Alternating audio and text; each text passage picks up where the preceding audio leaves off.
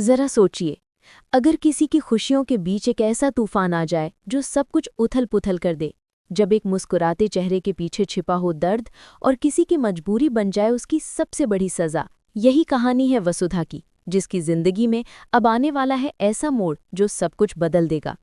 अगर आप जानना चाहते हैं कि आखिर वसुधा के साथ क्या होने वाला है, तो पहले चैनल को सब्सक्राइब कर लीजिए, क्योंकि आगे जो होगा वो आपकी सांसें रोक देगा।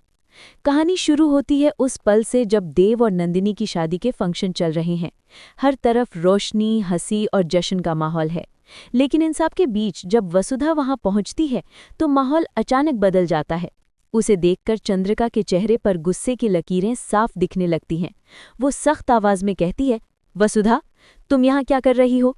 मैंने तुम्हें साफ मना किया था, अब तुरंत निकल जाओ यहाँ से। लेकिन वसुधा वहीं खड़ी रहती है। उसके चेहरे पर डर तो है, मगर आंखों में एक अजीब सी जिद भी है। वो वहां से जाने का नाम नहीं लेती, क्योंकि ये सब कुछ वो कर रही है करणवीर सिंह के कहने पर। वही आदमी जो अब उसकी जिंदगी का सबसे बड़ा डर बन चुका है। असल में करणवीर सिंह वसुधा को लगातार ब्लैकमेल कर रहा है। वो कहता है कि अगर उसने देव और नंदिनी की शादी नहीं होने दी तो उसके पिता हनुमंत की जान चली जाएगी। और ये धमकी सिर्फ शब्दों में नहीं है, उसने वाकई हनुमंत को अगवा कर लिया है। जब वसुधा पहली बार करणवीर के साथ अपने पिता से मिलने गई थी तो उसने रास्ते के हर मोड़ को याद करने की कोशिश की थी।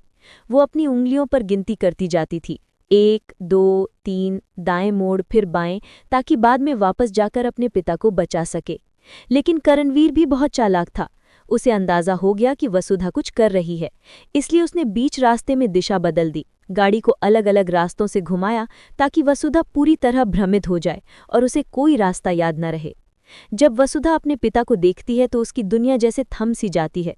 हनुमंत की हालत बहुत खराब है, आंख पर पट्टी बंधी है, पैर जख्मी है, होंठों से खून सूख चुका है।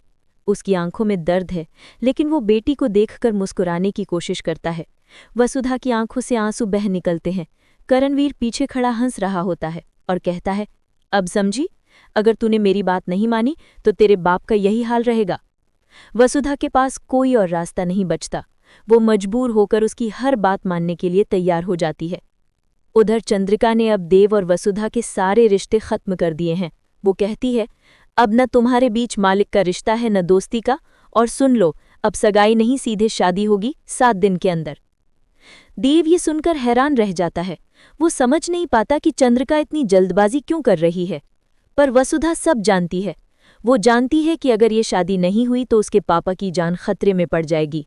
इसलिए वो खुद देव से कहती है, ये शादी जरूरी है देव, नहीं तो सब खत्म हो जाएगा। देव की आंखों में सवाल है, दर्द है, लेकिन वसुधा की आंखों में जो मजबूरी है उसे देखकर वो चुप रह जाता है। धीरे धीरे शादी की रस्में शुरू होती हैं। घर में खुशी का माहौल है, लेकिन देव और वसुधा के चेहरों पर मुस्कान नहीं है। दोनों के दिल में कुछ न कुछ टूट रहा है। वसुधा की हालत देखकर देव बार बार पूछता है, वसुधा, क्या बात है, तू ठीक है ना? वो हर बार मुस्कुराकर जवाब देती है, हाँ देव, सब ठीक है। लेकिन उसकी आंखें झूठ नहीं बोल पाती। देव को लगता है कि कुछ बहुत बड़ा छिपा हुआ है, पर वसुधा चाहकर भी कुछ नहीं बता पाती, क्योंकि उसे डर है कि अगर उसने कुछ कहा तो करणवीर उसके पिता को मार देगा। दूसरी तरफ करणवीर हर पल उस पर नजर रखे हुए है। वो हर वक्त उसके मोबाइल, उसके हाव भाव सब कुछ ट्रैक कर रहा है। वो बार बार संदेश भेजता है कि अगर शादी में कोई ड्रामा किया तो हनुमंत मरेगा। वसुधा अंदर से टूट रही है, लेकिन बाहर से खुद को संभाले हुए है। वो हर रस्म में शामिल होती है, लेकिन उसका मन वहां नहीं है। उसकी नजरें बार बार दरवाजे पर जाती हैं, जैसे कोई चमत्कार हो और उसके पापा अंदर आ जाएं। उधर चंद्रिका को लग रहा है कि सब कुछ उसके हिसाब से हो रहा है। वो खुश है कि देव और नंदिनी अब शादी करने जा रहे हैं, लेकिन उसे जरा भी अंदाजा नहीं कि इस शादी के पीछे कितनी बड़ी साजिश चल रही है। रात का वक्त आता है जब सब सो चुके होते हैं। वसुधा अकेली बैठी अपने पिता की तस्वीर देखती है। वो खुद से कहती है, मुझे कुछ करना होगा, चाहे जान चली जाए, मैं अपने पापा को बचाऊंगी। वो करणवीर के आदमी के मोबाइल से चोरी छुपे अपने दोस्त को मैसेज करती है, जो पुलिस में है। वो लिखती है, प्लीज़ मेरी मदद करो, पापा खतरे में हैं, मैं जल्द ही लोकेशन बताऊंगी। वो मैसेज भेजते ही डर जाती है कि कहीं करणवीर को पता न चल जाए, लेकिन अब वो तय कर चुकी है, डर के आगे नहीं झुकेगी। अगले दिन देव की मां चंद्रिका तैयारियों में जुटी है। चारों तरफ गहने, कपड़े और लोग इधर उधर भाग रहे हैं। देव चुपचाप बैठा है, जबकि नंदिनी के चेहरे पर हल्की मुस्कान है। उसे नहीं पता कि इस शादी के पीछे क्या चल रहा है। वसुधा को देखकर करणवीर पास आता है और धीमी आवाज में कहता है, याद है ना, अगर कुछ उल्टा हुआ तो। वसुधा सिर झुकाकर कहती है, मुझे सब याद है। लेकिन अंदर से अब वो डर नहीं, हिम्मत महसूस कर रही है। वो सोचती है कि बस एक मौका मिले तो मैं सब खत्म कर दूंगी। देव बार बार उसकी आंखों में झांकने की कोशिश करता है, लेकिन वो नजरें चुरा लेती है। उसकी आंखों में एक तूफान है, दर्द, गुस्सा और डर, सब एक साथ। वसुधा को पता है कि अगर उसे अपने पिता को बचाना है तो उसे करणवीर की चाल उल्टी करनी होगी। वो अपने फोन में नोट बनाती है, रास्तों के नाम, लोगों के हाव भाव और हर शक करने वाले बात। उसे अब यकीन है कि यही उसके पिता को बचाने की कुंजी बनेगा। लेकिन करणवीर कोई आसान दुश्मन नहीं है। वो हर कदम पर चाल बदलता है। उसकी निगाहें हर वक्त वसुधा पर रहती हैं। अब सवाल यह है कि क्या वसुधा सही वक्त पर अपने पिता को बचा पाएगी? क्या वो करणवीर के जाल से निकल पाएगी, या फिर देव और नंदिनी की शादी ही उसकी जिंदगी का सबसे बड़ा दुख बन जाएगी? अगर आपको लगता है कि वसुधा अपनी मजबूरी से लड़ पाएगी तो इस वीडियो को लाइक करें और चैनल को सब्सक्राइब कर लीजिए, ताकि आपको इस कहानी का अगला हिस्सा सबसे पहले मिले। शादी का दिन आखिरकार आ गया है।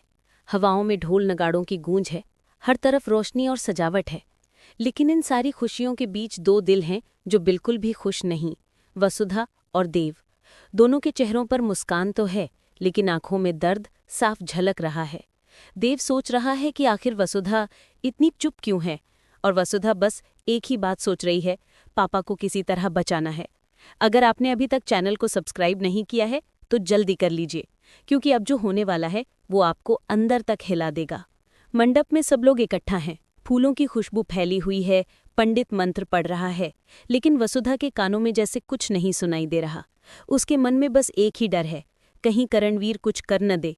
वो बार बार इधर उधर नजरें घुमा रही है। तभी उसे करणवीर दिखाई देता है, जो दूर खड़ा मुस्कुरा रहा है। उसकी आंखों में जीत की चमक है। देव बार बार वसुधा की तरफ देखता है। उसे लग रहा है कि कुछ बड़ा गलत होने वाला है। वो मन ही मन सोचता है, कुछ तो है जो वसुधा मुझसे छिपा रही है। वहीं दूसरी ओर चंद्रिका बेहद खुश है। उसे लग रहा है कि उसकी तमन्ना पूरी होने वाली है। देव और नंदिनी की शादी अब कुछ ही देर में हो जाएगी। लेकिन उसे नहीं पता कि इस शादी की रस्मों के बीच एक बहुत बड़ी साजिश पनप रही है। इसी बीच वसुधा को करणवीर का फोन आता है। वो धीरे से बाहर निकलती है ताकि कोई सुन न ले। करणवीर की आवाज आती है, शाबाश वसुधा, सब कुछ वैसे ही हो रहा है जैसे मैं चाहता था।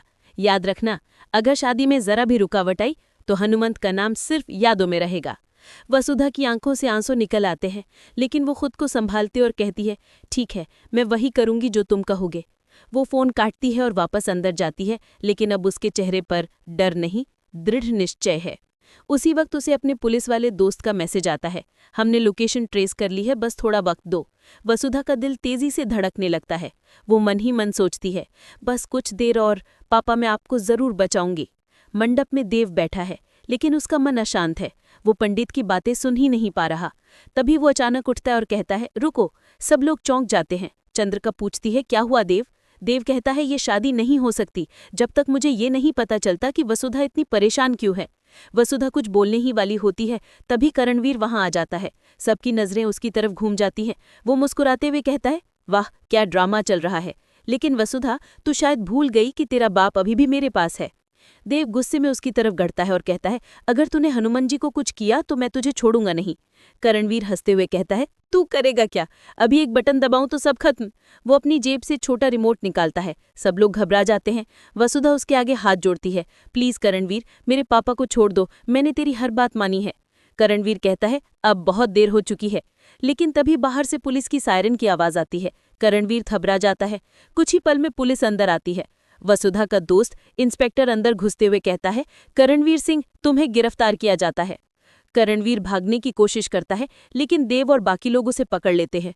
इंस्पेक्टर कहता है, हनुमान जी सुरक्षित है, हमने उन्हें उस जगह से निकाल लिया है। वसुधा की आंखों से खुशी के आंसू निकल आते हैं। वो देव के कंधे पर सिर रखकर रोने लगती है। देव धीरे से कहता है, अब सब खत्म हो गया वसुधा, तुम्हारे पापा सुरक्षित है। चंद्रिका ये सब देखकर स्तब्ध है। उसकी आंखों में शर्म है।